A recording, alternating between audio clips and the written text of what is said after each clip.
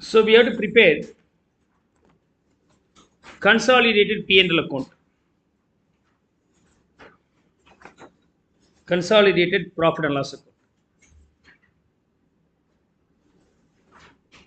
The P&L account, as per the um, revised format, we're supposed to study the next chapter. Okay. So we have to complete this chapter, CFS chapter, AS 21, 23, 27. We have to cover these three accounting standards completely. All the three are related for the consolidated financial statements only. Is that okay?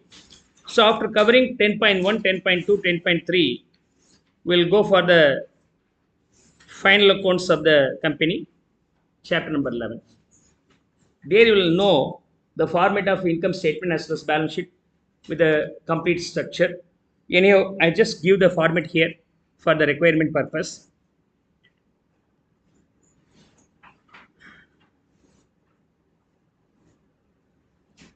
Yes. Revenue from operations, consolidated profit and loss statement, consolidated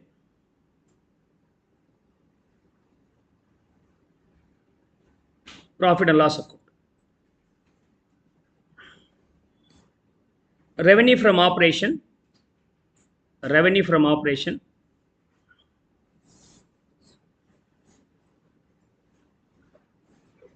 okay, revenue from operations, schedule number 1, okay, the breakup will work out separately, and other revenue, if available, then you can take. After adding that, you'll get the total revenue. Don't worry about the format. You'll study the format along with financial statements chapter, not here. Third being expenses. Expenses. In your normal trading and P&L account, for the better understanding, sales as well as opening stock, purchases, and that wages and like, and closing stock. These are summed up and subtracted from sales directly. It's not only sales, other revenue also be considered. After that, P&L account expenses also be subtracted from here, so that you'll get the profit before tax. That's a order here, but we prepare in vertical format. We prepare in vertical format. Raw material purchased, raw material purchased and consumed, schedule number 2. And actually what we do, opening stock 100, purchases 1000, closing stock 200. Come on, tell me, what are the raw material cost here? Opening stock plus purchases minus closing stock, 900 will be the cost. 900 will be the cost. But in the modern method, you write the purchases value here, and changes in stock, you know, that can be added or subtracted. If closing stock is increasing, so it's very simple, opening stock minus closing stock. So opening stock 100, closing stock 200, 100 minus 200, 100 negative. It means closing stock is higher, then it should be negative. If the opening stock is higher, then it may be means positive value. So ultimate value being 900. So rather than this way, as per the recommended method, we need to prepare in a vertical format where raw material purchases, with that the changes in material cost will be addable. If the changes in material cost with respect to work in progress is immaterial, small amount changes there, means we can skip usually. And you will study all those things along with the financial statements later. Here, changes in stock, changes in stock, opening minus closing. And then employee benefit expenses, schedule number 3, employee cost, employee cost, schedule number 4, finance cost, okay, finance cost number 5, depreciation and amortization number 6, and other expenses, if any, may be named as schedule number 7. So we assume these are the schedules we have. Maybe This will be A and this may be B. If you subtract B from A, you will get the profit. Profit before tax or simply profit. Complete financial statement we'll study later on. Is that okay? We are in need of 7 schedules. 7 schedules. Right. Now, for the 7 schedules,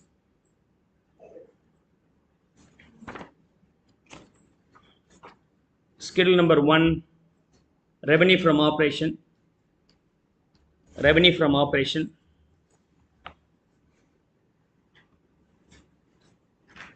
Okay, revenue from operation. Schedule number 2, raw materials purchased and consumed. Raw material purchased. And schedule number 3, changes in stock, finished goods stock. And then 4th being employee benefit, employee cost. 5th being finance cost.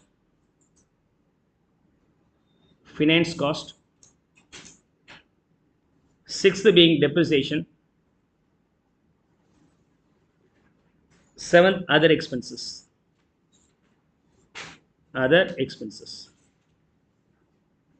Yeah. H Limited holds goods to S Limited, sold goods to H Limited 120 lakhs. Okay, at cost plus 20. If the cost being 100, profit is 20, transfer price should be 120. As the transfer price is 120 lakhs, we assume 100 lakhs may be the cost and 20 lakhs may be the profit. Inventory of S Limited includes such goods valued 24 lakhs. Out of that, S Limited has 24 lakhs goods, remains unsold. So if the goods remains unsold, any profit on that will be called as unrealized profit on unsold stock. That should be now removed here. Okay, 120 where the profit being 20. Then in case 24 lakhs means what could be the profit here? Maybe 4 lakhs. And your profit being 20 lakhs. Is that okay? So this 4 will be considered as unrealized profit on unsold stock. Administrative expenses of S Limited include 5 lakhs paid to H Limited as consultancy fees, administration expenses. Okay. So the administration expenses of a holding subsidiary company includes what? 5 lakhs consultancy fees. So here you have to subtract 5 lakhs. Okay. And this will be the expenses for H Limited, means it may be the income for H Limited. By merging these two will not be considered as income and expenses, both will be mutually removed. Usually in case of intercompany owings, a company is lending maybe the borrowings of the other company. If you are clubbing, these two are eliminated. Similarly, in income and expenditure, one company makes a payment, other company maybe it's a receipt. If you are clubbing, these two will be eliminated. So this will be in consultancy fee. Consultancy fee. This other income, we assume this other income includes that consultancy fees, like, so we can subtract from here. Clear? This is only assumption. If the consultancy fees is given as income in H company, you can subtract that directly. If it's not so, we assume it may be a part of the other income, right? Selling and distribution expenses of H Limited include 10 lakhs paid to H Limited as commission. So H Limited offers a commission to the subsidiary company to sell their product. They sold the products on behalf of the H company. For that, H offered 10 lakhs commission. This is the expenses for the H company, income for the S company. Both will be now cancelled. So selling and distribution. From here, I have to subtract 10 lakhs, and from here, I have to subtract 10 lakhs. Is that okay? This is the expenses for H Limited and income for S Limited. Both will be mutually cancelled. H Limited to credit to its profit and loss account the proportionate amount of dividend declared and paid by S Limited for the year 2021 and 22. So the last part, shareholding and other things are there. We'll solve that at the last, not now. We'll try to solve this illustration one after one. So this unrealized profit, can be subtracted from where? Inventory. So raw materials consumed and inventory, closing less opening they have directly given. So closing is higher value. Closing is higher. Closing less opening being the positive means closing value is higher. If the closing value is higher, this is a negative value. This is a negative value. Is that okay? Now this 4 lakhs should be adjusted from the stocks value. From the stocks value. Now come on. We try to post all the available information first of all.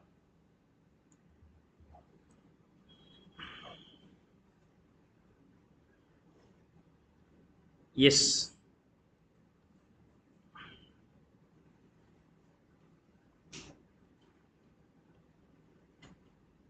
Now we'll start with sales. Sales and other income. Okay, the value being 5,000 plus 1,000. H company 5,000. S company 1,000 minus intercompany sales, intercompany transaction. You have to subtract for what? Consultancy fee. Consultancy fee. Apart from that, commission fee, commission received. 5 rupees and 10 rupees subtracted. And here is sales. How much? 120 lakhs. 120 lakhs will be the sales. Here the sales includes goods purchased from H Limited. That will be subtracted from here. Simultaneously, that will be subtracted from the purchases also. Parallel transaction. From here 120 is subtracted. Raw material consumed from here 120 is subtracted. Okay. Now here sales. Intercompany sales.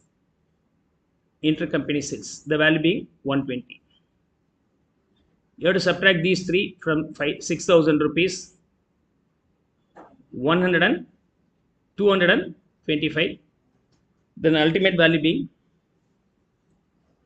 135. Okay, 135 should be subtracted. 5,865.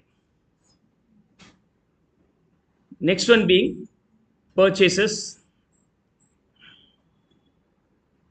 Next one being purchases. Raw material purchases. Okay, here. How much is that? 800 and 200. Okay, raw material purchased. For H Limited, the value being 1,000. For S Limited, the value being 200. From there, how much you have to subtract? Raw material 800 and 200. 800 and 200. What should be now subtracted? We have to subtract intercompany transactions, intercompany purchases. Intercompany purchases. This value being 120. 120 is subtracted from where? From the sales as well as purchases. After subtracting, the ultimate value being 880. And raw material consumed. Then increase in inventory. Inventory will be a part of this one. Okay. Changes in inventory. For H Limited, 1,000 rupees. For S Limited, 200 rupees. Am I right? But it includes unrealized profit that should be removed. That unrealized profit being 4 rupees. Okay. So we got this value here. This 4 rupees will be subtracted from here. Minus unrealized profit 4 rupees. Then ultimate value being 1,196. Okay. Apart from that, now we will get wages and salary.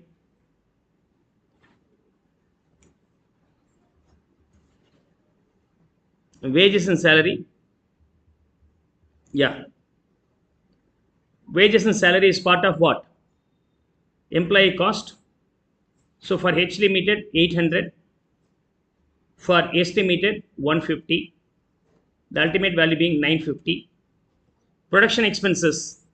Production expenses, I will get back to this to be discussed later on. Okay. Um, then administration expenses, we can consider this part of the other expenses, admin expenses. Admin expenses for H 200, for H 200, for S 100, but there is a cancellation of rupees 5 and 10. 200 and 100, so 5 should be cancelled. The ultimate value being 295.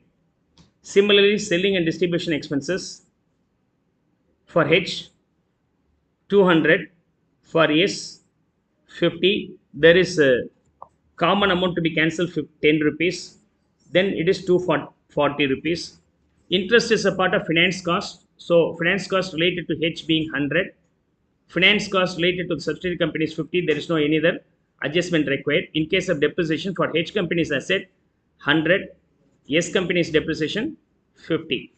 So the overall value being 150.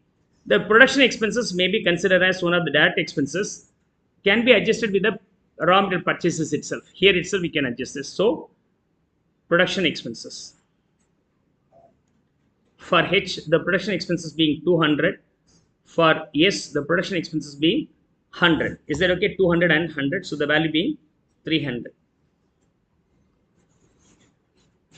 So I have posted everything.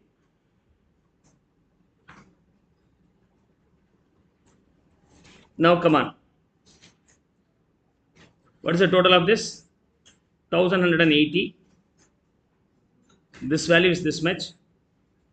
What about this value? 535. Am I right? I post all this value here one after one.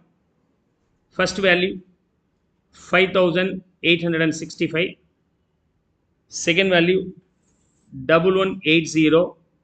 This one is increased value. So 1196 negative is the correct one. Closing stock is higher. If the closing stock is higher, then it's a negative value. 50. Depreciation 150. Other expenses 535. Total income, revenue from operations and other revenue both put together 5865. For doing the business, the overall expenses incurred being 1769. The ultimate profit being 4096. 4096. Is that clear? The unrealized profit on unsold stock was adjusted here. Here we have shown lesser value. The lesser value is shown in the balance sheet. Usually unrealized profit, what do? You subtract from the profit and loss account as well as you subtract from the assets account. So asset account already subtracted. This subtracted value will be shown in the balance sheet. And that value is already adjusted here. As already adjusted here, the profit and loss also got adjusted. You no need to do any other adjustments. So usually it will have double entry line. So the closing stock taken after that adjustment itself. So we have assumed that both the entry is passed. So the preparation of income statement is pretty rare. But anyhow, you will be able to understand much easily. Come on, make a note of it.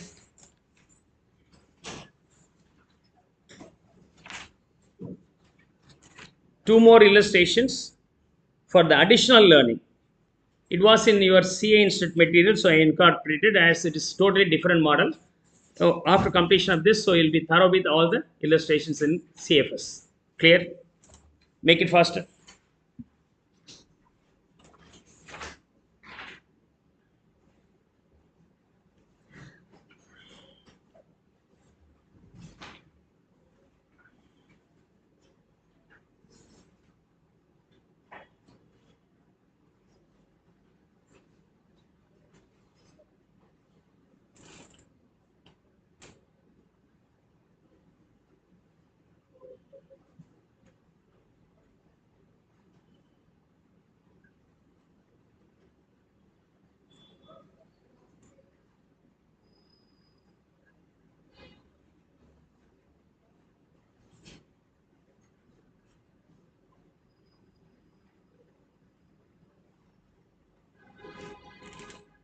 Shall I move on to the next one? So if you know the consolidated P&L account format, the sum is very simple. Only few things are learnable here. Intercompany owings, like here intercompany transactions, purchases and sales, and payment and receipts, those things are mutually cancelled. Unrealized profit also be cancelled. Only that. So rest of the things are the usual final accounts preparation only. Okay. Let's move on to the next illustration.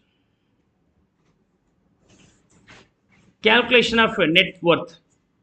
So net worth is nothing but the assets minus liabilities. We can calculate that under asset side approach as well as liability side approach. In case of liability side approach, add up the equity shareholders funds, the equity share capital reserves and surplus. Apart from that, any accumulated loss should be subtracted. So these are the way you have to do to calculate the net worth. In case of liability side, if you plan to go for asset side approach, you do addition of all the assets. From there you subtract the liabilities. That's what about liability side approach. But of course, it is not a part of CFS. It may be applicable for all the studies. Even in case of amalgamation, you calculate the net worth as a purchase consideration payable. The same logic will be applicable here. It's not separate illustration, right? Anyhow, as it is included in CFS chapter, I may solve this illustration for your better understanding. Okay. Calculate goodwill or capital reserve to be recorded in CFS. Means you have to find out the net worth and compare with the actual cost of acquisition. If the difference being, is there any difference, then the difference may be named as either goodwill or capital reserve. A Limited acquired 60% shares of B Limited at rupees 20. So 10 lakh shares are there, 60%, 6 lakh shares acquired at rupees 20 means 120 lakhs is the acquisition price, cost of acquisition. Now you have to find out the net worth. Net worth for the holding company, 60% share. Okay, if the net worth of 60% share is less than 120, then it is called as goodwill. If the net worth is higher, then we paid lesser. Happy then it's a capital reserve. In case of lower payment than the worth, gain named as capital reserve. Right. On the same day, B Limited declared dividend 20% out of pre-acquisition profit, and as agreed between both the companies, property, plant, equipment were to be depreciated at the rate of 10% and investment to be taken at the market value is 60 lakhs. So investment being 60 lakhs, property, plant, equipment being depreciated by 10%. So 63 lakhs. 10% being 7 lakhs is depreciated. Then today's value is 63 lakhs. 20% dividend is distributed. So out of 1 crore, 20% being 20 lakhs is dividend, and that may be part of pre-acquisition profit. Pre-acquisition profit should be subtracted from the cost of acquisition. Okay. So for 100 lakhs, dividend declared being 20%, 20 lakhs. I will get back this part to be discussed later on. Let me finish up net assets, net worth of the company first of all. So what are the assets we have? These are the assets we have. Property, plant, equipment, PPE being 63 lakhs. Investment being 60 lakhs. Current assets being 68 lakhs. Loans and advances. Loans offered. So it's an asset for them, 22 lakhs. The overall value being 213 lakhs. From there, you have to subtract the liabilities, 10% debenture, the value being 10 lakhs. Trade payables, 55 lakhs. Overall debt being 65 lakhs. Then net worth of the company being, come on, find out the value. Difference between these two assets minus liability, 148 lakhs. Now find out the cost of control. Cost of control, cost of acquisition of the share being 120 lakhs minus net worth. Net worth being 148 lakhs for the entire company's net worth, but we hold how much? Only 60%. 40% is for the minority interest, 60% for the holding company's share. What's the value? 88.8 lakhs. Apart from that, if any dividend distributed out of the pre-acquisition profit should be subtracted from the cost of acquisition. So I'm going to calculate that one. So pre-acquisition profit, pre-acquisition dividend. Overall dividend being 20 lakhs. Anyhow, holding company share is only 60%. It should be subtracted from the cost of acquisition. So from 120, this 12 lakhs should be subtracted. So ultimate value being 100.8 lakhs is subtracted. So you paid more than its net worth, 100.8 lakhs. The goodwill in this case being 19.2 lakhs. Goodwill. Clear? Hope now you'll be able to understand. See, usually how do you calculate this one? In all the illustrations what we have discussed up to now, we calculated using the liability side approach. Okay, you can calculate the cost of control using the asset side approach also. In case of liability side approach, what we do? Take the cost of acquisition, from there subtract the net worth the holding company holds in the other company. The net worth, rather than calculating using the assets method, liability side method is used. Okay, 60% of the book value of the shares, 60% of the pre-acquisition profit. If there is any pre-acquisition dividend to the holding company, that should also be subtracted. The same we have done in a reverse way. Clear? Hope now you'll be able to understand. Come on, make a note of it.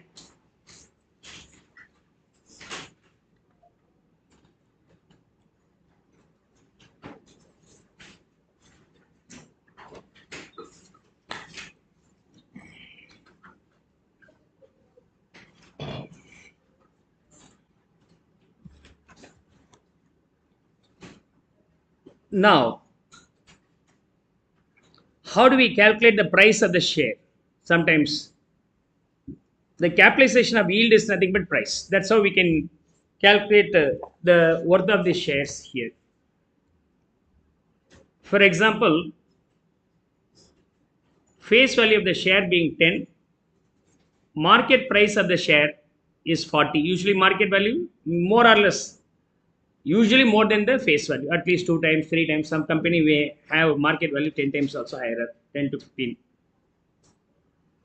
Dividend payment is usually declared this way: 40 percentage on face value. Then dividend per share should be, you have to multiply the face value with the dividend rate. 4 rupees is the dividend per share. Is that okay? This is nothing but the company's point of view. Company says in the AGM, we offer 4 rupees as dividend per share, which is equivalent to 40% of the face value. 40% of the face value. But for the investor's angle, he has not invested at rupees 10. He has purchased it for 40. So excess purchase value is there. So he says, no sir, I get the 4 rupees for my 40 rupees of investment. So 4 rupees for 40 rupees of investment. So in this angle, he gets only 10%. This 10% is called dividend yield ratio. Dividend yield ratio. If dividend per share being 4 rupees, dividend yield ratio is 10%. Now if I ask you, what about the market price? How can you calculate? Very simple. Dividend per share divided by dividend yield ratio will be the formula here. Very simple, right? So to get the 4 rupees at the rate of 10%, how much should be the investment? So reverse calculation. So 4 by 10%, okay, is equal to 40 rupees. This is what about the market value.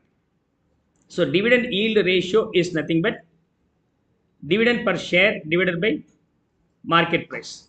To get the market price is equal to dividend per share divided by dividend yield ratio. So the price of the share is nothing but capitalization of the profit or dividend. So yield capitalization. The capitalizing the yield will be the another way of getting the price of the share. Hope you will be now able to understand to get the price here. Clear?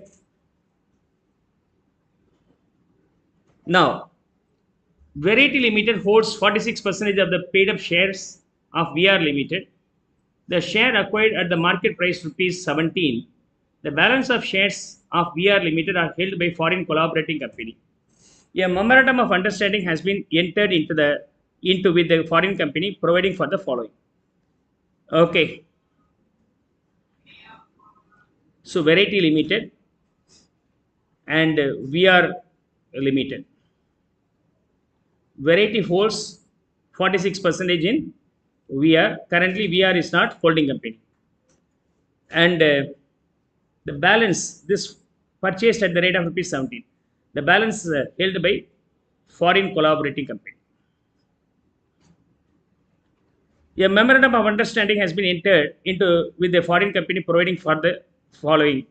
The shares held by the foreign company will be sold to Variety Limited. So these shares, 54% share held by foreign collaborating company, is going to be sold to Variety company. The price per share will be calculated by capitalizing the yield at 15%. How can we now find out the value? So as V is interested to purchase the share from F foreign company is also interested to sell. But the problem is, what is the rate is going to be fixed here. For fixing the transfer price, The method followed here is capitalization of the yield at the rate of 15%. What the share yields, that will be capitalized at the rate of 15%, which is called price of the share in the market value or agreed value for transfer. For this purpose would mean 40% of the average of pre-tax profits for the last 3 years, which were 30 lakhs, 40 lakhs and 65 lakhs. Okay. Would mean 40% of the average profit of the pre-tax profits. Okay. Now tell me, what about the pre-tax profit for the last 3 years? 30 lakhs, 40 lakhs and 65 lakhs. Divide that by 3. Okay. Now, in this, yield can be taken only 40%. Yield can be taken only 40%, 18 lakhs. Is that okay? Now, what about the yield capitalization? Value, okay. Value of VR. In which method I am going to calculate? Yield capitalization rate. Yield capitalization. 18 lakhs this company can earn. Okay. Sir, this company earns almost 30, 40, 65, roughly around 45 something.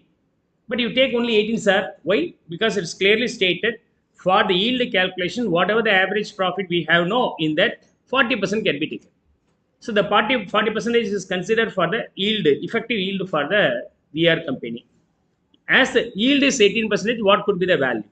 Yield divided by yield ratio or dividend yield ratio can be used. So 18 lakhs divided by, what's the ratio?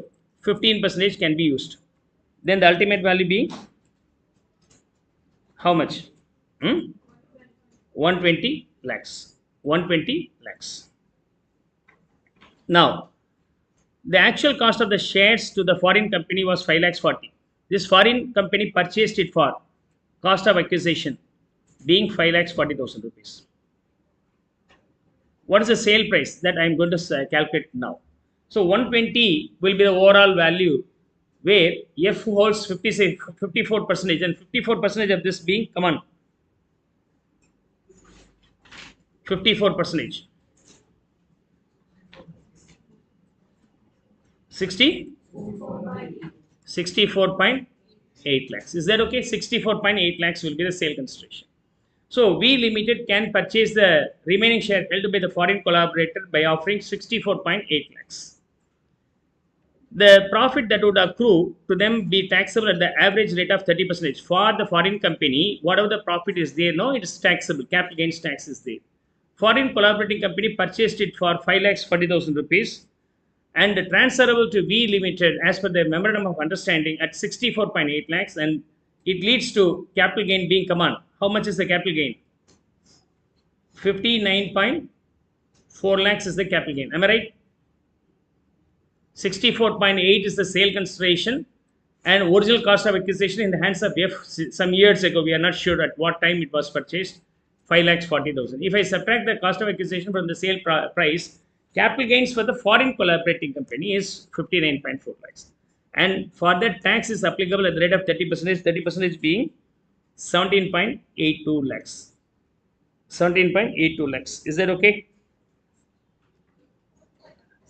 Now, out of the net consideration, 50% would be remitted to the foreign company immediately, and the balance will be will be held as unsecured loan repayable after 2 years. What is the amount payable to foreign company from B to foreign collaborating company? 64.8 is payable. Out of that, 32.4 is immediately paid. Another 32.4 is payable later on. Is that okay? The tax payable will be deducted from the profits and variety limited will pay it to the government. So 32.4 is immediately paid, another 32.4 will be payable 2 years later. But as per the taxation provision, supposed to learn later on, or you might have studied already, TDS provision, whenever there is any payment, the payer deducts the tax on that at the rate mentioned in the TDS chapter, deposited to the government. Similarly here, at the rate of 30% deposited in his own account as TDS. So the TDS in this case being, come on, 17.82 now, 50% is the very first time. How much? 8.91 subtracted. Payment will be done immediately. How much? The balancing figure. Due, TDS deducted, payment is made. 23.49 lakhs. Balance will be payable later year. Okay, 23.49 lakhs. So sum is very simple. Value the company's net worth based on the yield approach. Yield approach. So based on the yield, company's entire value is 120 lakhs. We found that in that 120 lakhs, 54% held by VR. So 54% value is 64.8, and we accepted to pay this amount to F. While making the payment, there is a TDS application. So the TDS tax chapter is included here. So directly it is not in this chapter, but anyhow, as you are being the professionals, you have to incorporate all these things. So they have given one small adjustment. Whenever there is any payment, if there is any capital gains, subject to taxability. In the tax, TDS is also applicable. So TDS deducted balance is remitted. The deducted TDS is deposited into his own account with the government, taxation purpose. Is that okay? Hope now you'll be able to understand this concept. With that, CFS chapter is completely over.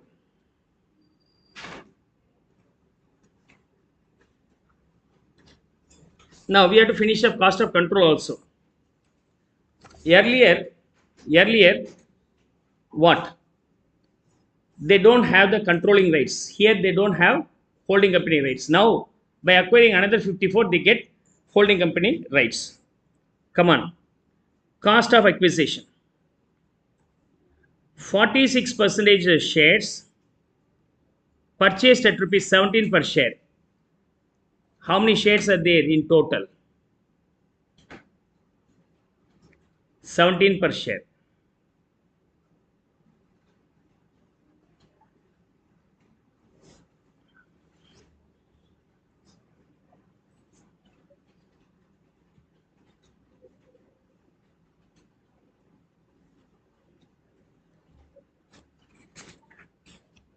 Okay.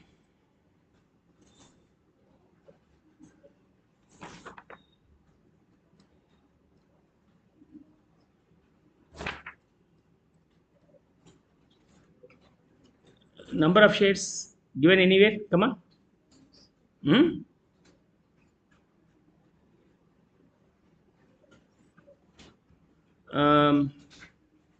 Holds, okay. The balance of shares, okay. The memorandum is okay.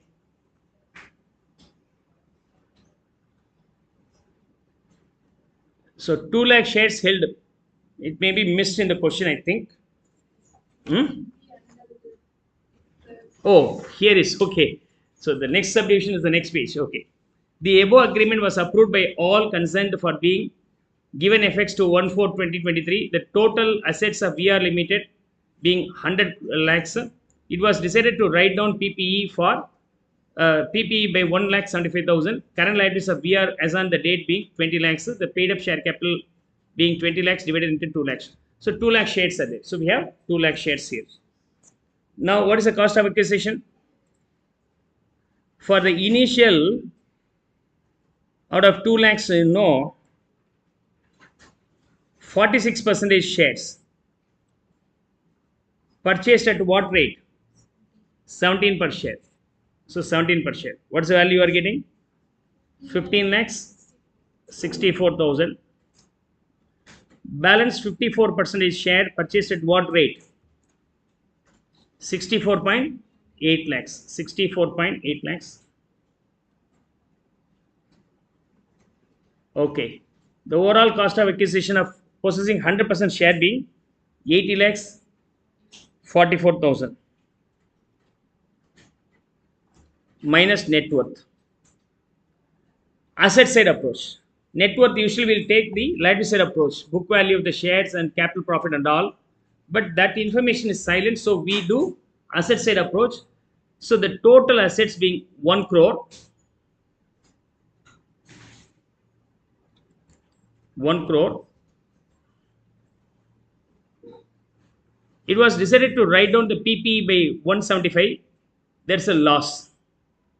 1,75,000 should be subtracted. Current liabilities of BR also be 20 lakhs minus current liabilities 20 lakhs. So assets minus liabilities will be the net worth. 100% possession. 100% possession. So into 100 percentage, the full value will be taken. This value being 78 lakhs. These two are minus 78 lakhs, 25,000. If I subtract 78 lakhs, 25,000 from 80 lakhs, 44,000, the rest of the value being 2 lakhs 19,000 rupees, you paid more, then this excess payment is named as goodwill. So here the calculation of goodwill is based on which side approach? Asset side approach. Until earlier illustration, we used only the liability side approach. This is one of the beautiful illustration where asset side approach is used. What is the net worth? Assets minus liabilities that we have calculated in the previous illustration. The same model adapted here. In case of appreciation, add it, and in the case of losing its value, subtract it. That's how we calculated the net worth, and that net worth is subtracted from the cost of acquisition to get the goodwill or capital reserve. Hope now you'll be able to understand. So with that, this chapter is completely over. CFS chapter is completely over.